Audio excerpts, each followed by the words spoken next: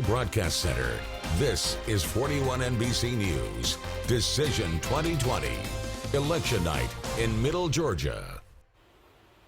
And good evening to you and welcome back. Our election coverage continues tonight with Dr. Brooke Miller, a political science professor at Middle Georgia State University. Thank you so much for being with us throughout the night tonight. Thank you so much for letting me be here. Well, we have a lot to talk about. First, let's talk about the presidential race.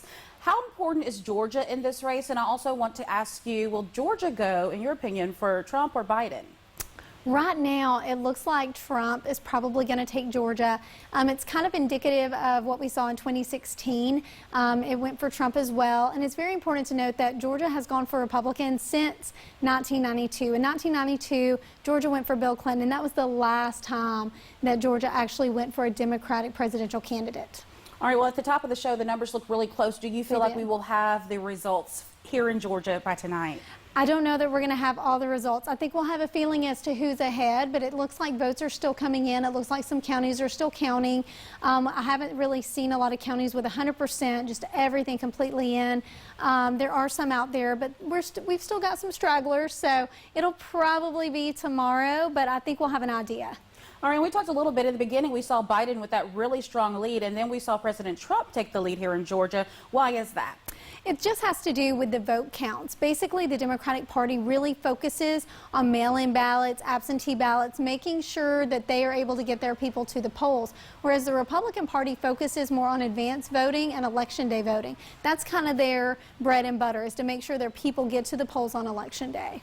All right, I also want to talk about the U.S. Senate race here in Georgia. We've already announced that it's going to be a runoff between Loeffler and also Warnock. Now, you said this happened because Republicans broke a cardinal rule. Tell me a little bit about this one. Well, this one goes all the way back to Reagan, and then it was even reinforced by Newt Gingrich, former Speaker of the House from Georgia.